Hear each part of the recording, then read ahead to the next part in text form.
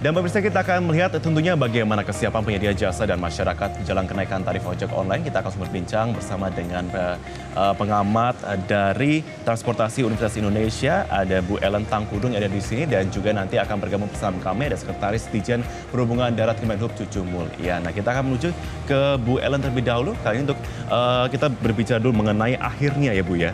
Tanggal 1 Mei nanti akan diterapkan peraturan ini. Apakah sebenarnya tanggapan Ibu ini ya sudah sesuai dengan harapan dari para pengemudi dari dua pihak, dari pihak kementerian dan pihak aplikator, Bu? Ya, sebenarnya kan kementerian itu sebagai regulator ingin supaya angkutan dengan sepeda motor ini itu bisa memenuhi keselamatan. Itu yang paling penting. Keselamatan artinya diatur untuk memenuhi keselamatan. Tapi diatur sebagai angkutan umum memang tidak, ya undang-undang kan tidak mengatur itu bahwa sepeda motor itu sebagai angkutan umum. Tetapi karena kegiatan ini atau sepeda motor ini sudah menjadi angkutan orang yang sangat sudah hampir seluruh Indonesia juga sudah sangat besar, sangat besar. Iya, cakupannya sudah sangat besar dan diminati juga oleh masyarakat, maka perlu diatur, dan diaturnya itu supaya angkutan ini itu berkeselamatan. Nah, berkeselamatan apa artinya? Ada minimal operasional yang harus dipenuhi oleh mitra atau pengemudi dari ojek itu. Artinya dia harus melengkapi dengan helm, ya, harus dalam kondisi baik dan tidak ngantuk dan sebagainya. Oleh karena itu mereka harus bekerja dalam kurun waktu yang benar, ya. Kalau dalam ininya sih 8 jam gitu ya. Betul, jangan sampai lebih untuk mengejar uang itu, sehingga diambil istilahnya win-win solution. Ya, karena sebenarnya dengan persaingan sudah sangat ketat, terutama di Jabodetabek ya, mitra itu sudah terlalu banyak, maka mereka itu mendapatkan penghasilan yang tidak seperti yang terjadi 4 tahun lalu ketika ini baru diawali ya, baru awal-awalnya. Ketika itu dengan persaingan yang tidak terlalu besar, mereka bisa mendapatkan penghasilan bisa sampai 8 juta, 9 juta dan seterusnya. Nah, sekarang ini dengan keterbatasan itu akhirnya mereka minta supaya itu dinaikkan.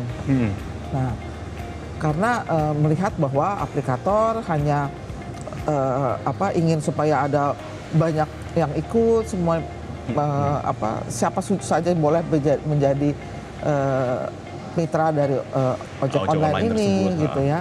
Nah, sekarang ini diambil ini artinya apa? Sebenarnya mitra ini mereka minta lebih besar, sekitar 3.000, 4.000 ya. Sebelumnya kalau nggak salah masih di bawah 2.000. Betul. Nah, kalau bisa terlalu kecil itu memang khawatirnya untuk menyediakan hal yang terkait dengan keselamatan itu menjadi berkurang. Mereka bekerja keras dengan di atas 8 jam gitu. Nah, sekarang angka-angka ini, angka yang sudah dibuatkan itu sudah mempertimbangkan hal itu, mempertimbangkan keselamatan, mempertimbangkan juga bahwa bisnis ini bisa berjalan dengan baik, terutama untuk mitra. Gitu. Oke, coba kita tanyakan juga bersama dengan Pak Cucu saat ini yang sudah ada dari kantor Kementerian Perhubungan di sini. Pak Cucu Mulyana, Sesdijen Hubdar Kementerian Perhubungan. Selamat pagi, Pak Cucu. Bisa diingatkan kembali Pak, ini dengan adanya beberapa hari kemudian sudah betul. Ya, beberapa hari lagi Pak ini sudah mulai adanya diaplikasikan per 1 Mei untuk adanya peraturan personasi ini. Pak, boleh diingatkan kembali kepada pemirsa Metro TV juga dan kepada kami semuanya, berdasarkan apa saja Pak ini penentuan zonasi ini, Pak Cucu? Ya, baik. Selamat pagi Mas Marvin dan Bu Ellen Tangkudung serta pemirsa TV Metro TV di seluruh Indonesia ya berada. Dalam menentukan besaran biaya jasa untuk angkutan ojek online ini, tentunya kita sekarang sudah menghitung dengan seluruh komponen yang seperti biasanya untuk angkutan ya. Jadi dalam hal biaya langsung dari mulai dia biaya penyusutan, kemudian biaya pulsa, biaya spare part, biaya bahan bakar, semua kita hitung. Nah, kemudian yang termasuk dengan biaya tidak langsung. Dalam biaya tidak langsung itu adalah biaya penyewaan aplikasi. Nah, namun dalam penetapan tarif ini atau dalam pedoman biaya jasa ini, biaya untuk penyewaan aplikasi itu kita keluarkan. Sehingga biaya yang ada di dalam keputusan Menteri Nomor KP 348 tahun 2019 itu adalah biaya jasa yang net di luar biaya penyewaan aplikasi mitra. Sehingga kita menentukan kalau yang dahulu kita mungkin tidak biaya komponen yang kita hitung itu di dalam peraturannya tidak ada. Nah, sekarang kita berdasarkan biaya yang sudah kita tentukan sudah menghitung seluruh komponen yang biasanya kita hitung. Ya, tentunya kita sesuaikan, kita adjust untuk sebagaimana lazimnya untuk angkutan online. Mungkin itu Pak, untuk sementara Mas Mervin. Beberapa pekan lalu Pak, ini kan sudah ada juga omongan juga pada waktu pertama dikeluarkan adanya zonasi ini. Apakah sudah ada tanggapan dari pihak aplikator sendiri Pak terkait dengan sistem zonasi ini? Nah, kalau dengan sistem zonasi ini hal yang menjadi kelebihan atau menjadi hal yang sangat fundamental dalam menetapkan besaran biaya jasa ini. Ini kita hitung, kita bahas bersama-sama, baik dengan para aplikator maupun dengan para pelaku. Ya, kita hitung bersama-sama.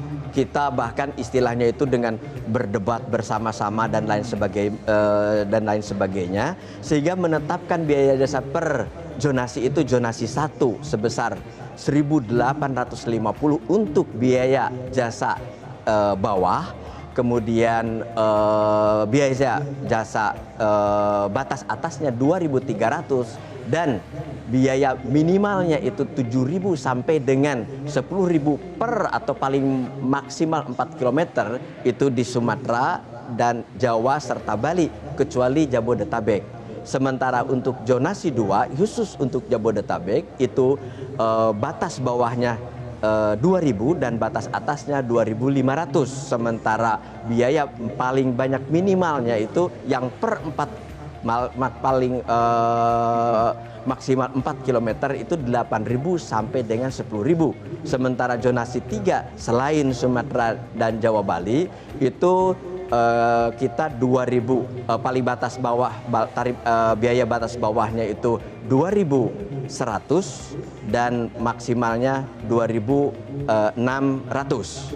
Nah, sementara biaya maksimal minimalnya itu 7.000 sampai dengan 10.000 maksimal 4 km. Jadi itu semua komponen sudah kita bahas bersama, ya. Baik. Pak Cucu, kami juga sudah sempat berbincang juga dengan Bu Ellen juga ini terkait dengan kenaikan tarif, apakah kemudian diikuti juga dengan sosialisasi kenaikan standar pelayanan terhadap konsumen. Tapi kita bahas usai jeda ya Pak ya, tetaplah bersama kami pemirsa di Selamat Pagi Indonesia.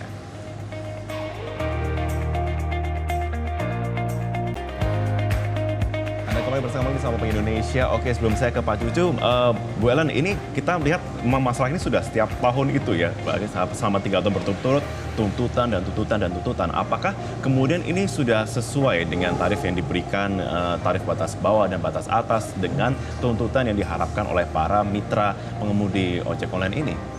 Ya, sebenarnya kalau dari tuntutan para mitra ini memang masih di bawah.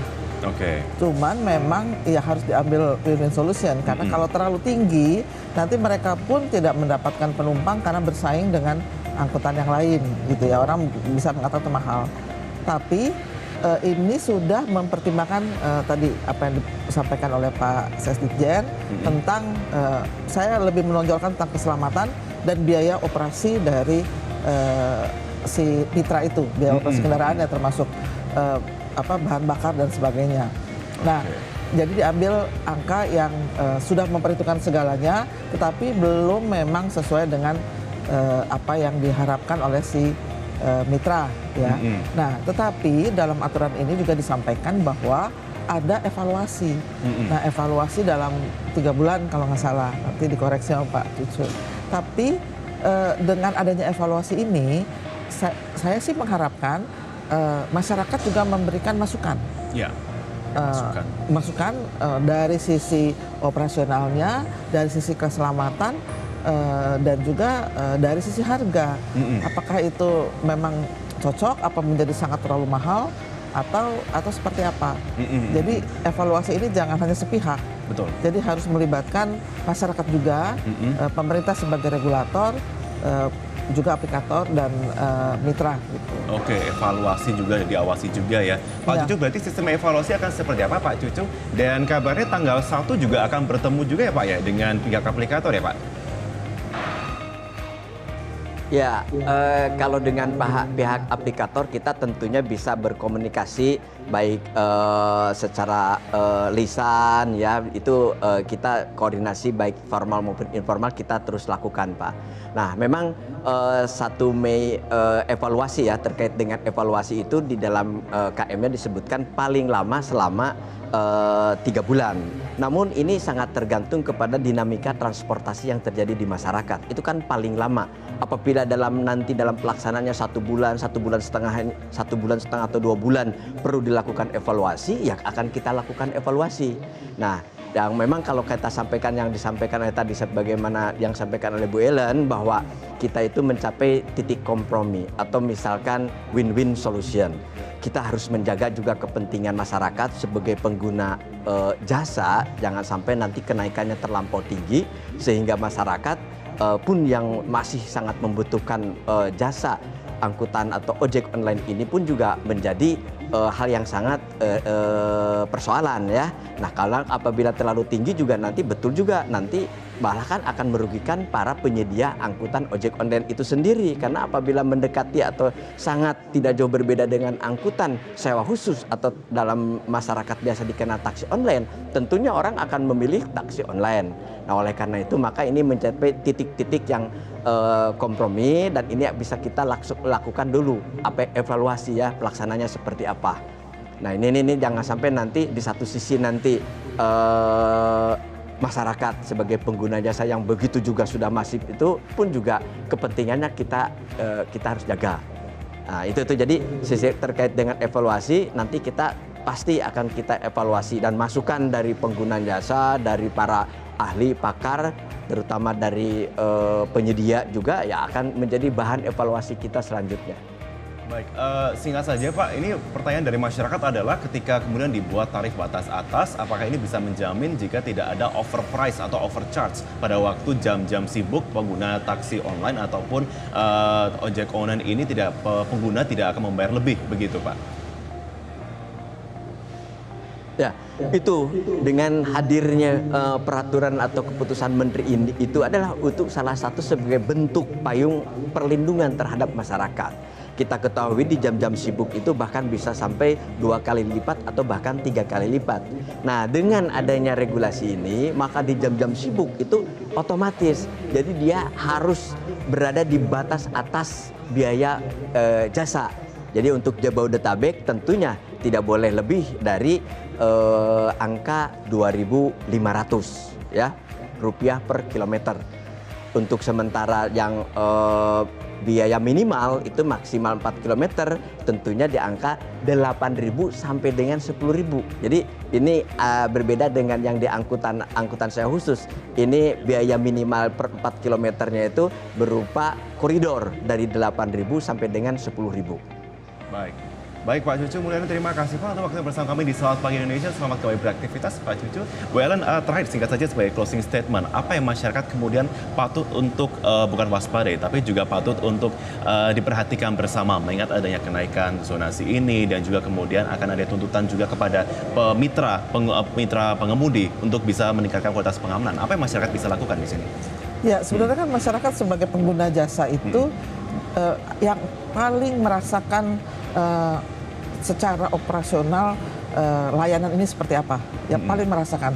Oleh karena itu masukan-masukan dari masyarakat, dari pengguna jasa ini sangat diperlukan.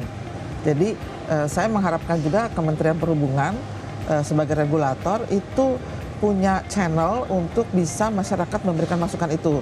Ya memang bisa lewat apa saja, tapi kebanyakan masyarakat hanya memberikan masukan kepada kelompok-kelompoknya, kepada di WA group misalnya ya, mungkin tidak nyampe ke pemerintah gitu. Dan ini karena berlaku di seluruh Indonesia, ada zona 1, zona 2, zona 3, bukan hanya Jabodetabek. Ya. Karena saya kemarin ini sudah melihat bahwa di daerah-daerah pun sudah banyak yang Terjangkau di sana, dengan baik. angkutan ini kan.